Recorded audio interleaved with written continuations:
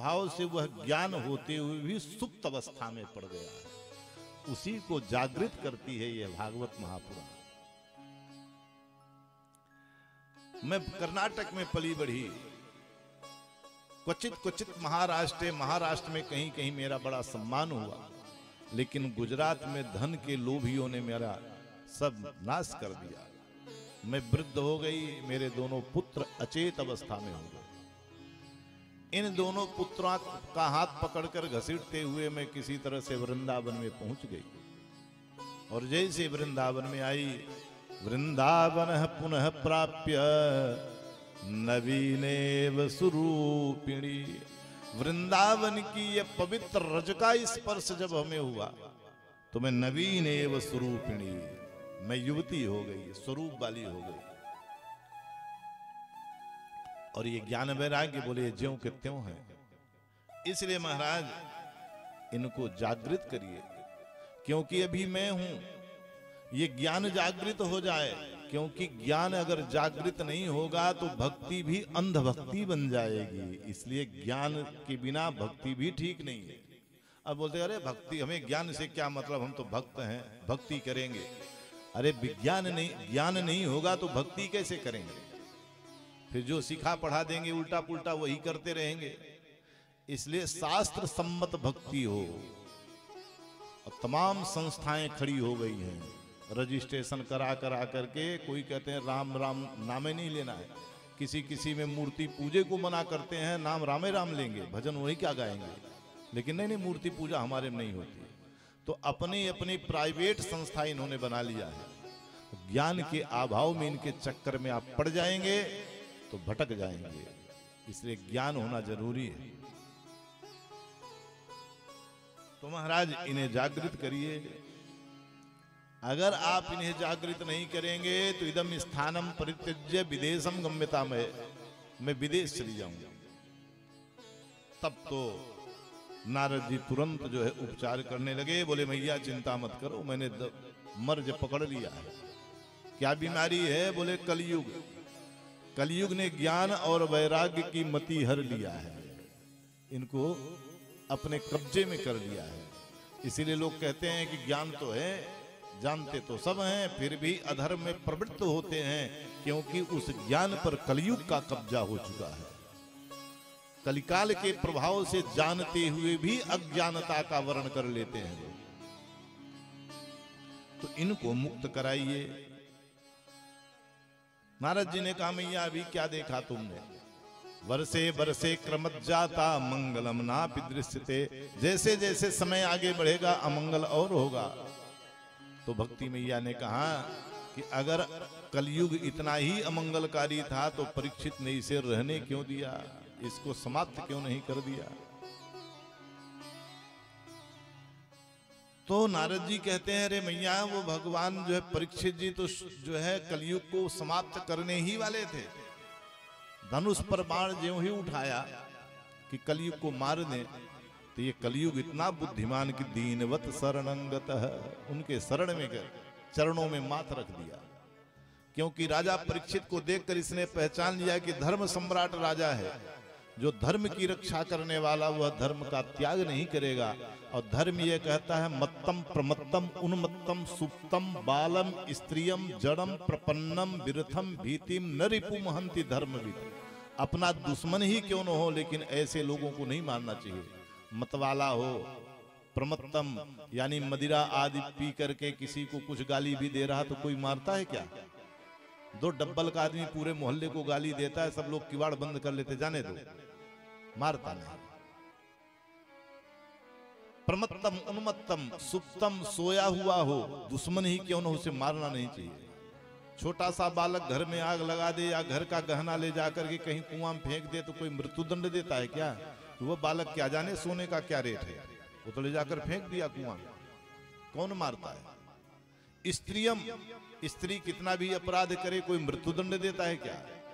प्रपन्नम, जो माथ रख दे शरण में, चरण में आकर मत्था रख दिया, लेट गया सामने, उसको मारना नहीं चाहिए। यह समझकर कलयुग तुरंत परीक्षित के शरण में चला गया, रहने के लिए स्थान मांगा। 4 स्थान दिया, पुनः मांगा, मना कर दिया। तो उसने कहा मेरे पास एक गुण है, उस गुण के कारण रहने के लिए स्थान दे दीजिए। तो कौन सा गुण है? उसी गुण पर परीक्षित जी रीझ गए और छोड़ दिया इसको। नहीं, उस दिन तो परीक्षित इसे मार ही डालते। इस कलयुग में एक विशेष गुण है, उसी गुण के कारण हरिनाम नहीं तो जीना क्या। तो उसी गुण के कारण महाराज प्रसन्न हो गए। वह कौन सा गुण है? बोले यत् फलम नास्ति तपसा न योगेन समाधिनम। यत् फलम नास्ति तपसा न योगेन समाधिना तत्फलम लभते सम्यक कलौ के सब कीर्तना। यत् फलम नास्ति तपसा, अन्य युगों में तपस्या करने से, यज्ञ करने से जो फल की प्राप्ति नहीं होती, वह कलयुग कहता है तत्फलम, वही फलम लभते, मिल जाएगा। किसमें? कलयुग में। क्या करने से? बोले केशव कीर्तना, केवल कीर्तन भी कर ले तो भी वही फल मिल जाएगा। हे मैया, इसी गुण पर रीझ गए परीक्षित, इस कलयुग को छोड़ दिया। और छोड़ दिया तो देखो कितना उत्पात मचा रहा है। हरि नाम नहीं तो जीना क्या, अमृत है हरि नाम जगत में। अमृत है हरि नाम जगत में, इसे छोड़ विषय विष पीना क्या। हरि नाम नहीं तो जीना क्या। हरि नाम नहीं तो जीना क्या। हरि नाम नहीं तो जीना क्या। हरि नाम नहीं तो जीना क्या। अमृत है हरि नाम जगत में। अमृत है हरि नाम जगत में। अमृत है हरि नाम जगत में। अमृत है हरि नाम जगत में, इसे छोड़ विषय विष पीना का। हरि नाम नहीं तो जीना क्या। हरि नाम नहीं तो जीना क्या। जय हो। हरि बोल।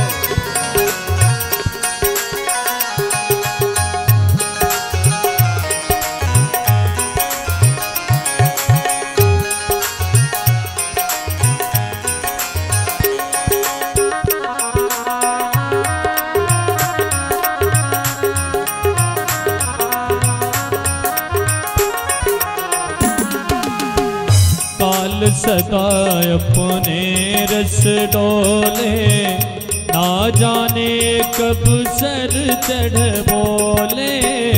ना जाने कब सर चढ़ बोले।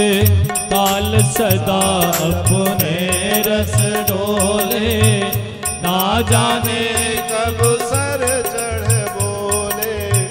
ना जाने कब सर चढ़ बोले।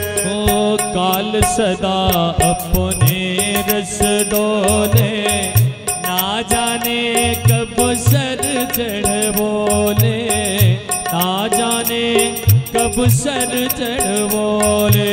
काल सदा अपने रस डोले, ना जाने कब सर चढ़ बोले। ना जाने कब सर चढ़ बोले। हरि का नाम जपो निस्वासर। हरि का नाम जपो निस्वासर। हरि का नाम जपो निस्वासर। हरि का नाम जपो निस्वासर। अगले समय महीना क्या, हरि नाम नहीं तो जीना क्या। हरि नाम नहीं और ऐसे नहीं दोनों हाथ ऊपर करते हुए सबको ही ताली से पकड़ते हुए। ओ अमृत है हरि नाम जगत में, अमृत है हरि नाम जगत में, ओ अमृत है हरि नाम जगत में, अमृत है हरि नाम जगत में। इसे छोड़ पीछे विष पीना क्या, हरि नाम नहीं तो जीना क्या, हरि नाम नहीं तो जीना क्या।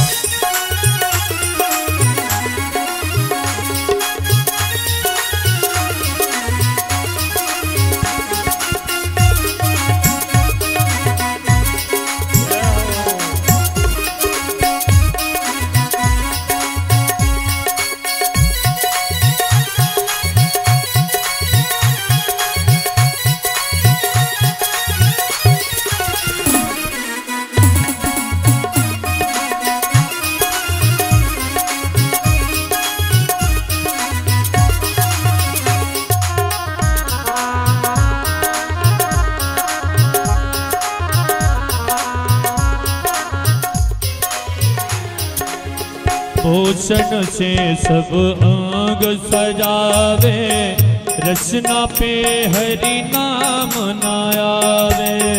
भूषण से सब अंग सजावे हो, रचना पे हरि नाम न आवे। भूषण से सब अंग सजावे, रचना पे हरि नाम न आवे। भूषण से सब अंग सजावे, रसना पे हरि नाम न आवे। ओ रचना पे हरि नाम न आवे, रचना पे हरि नाम न आवे।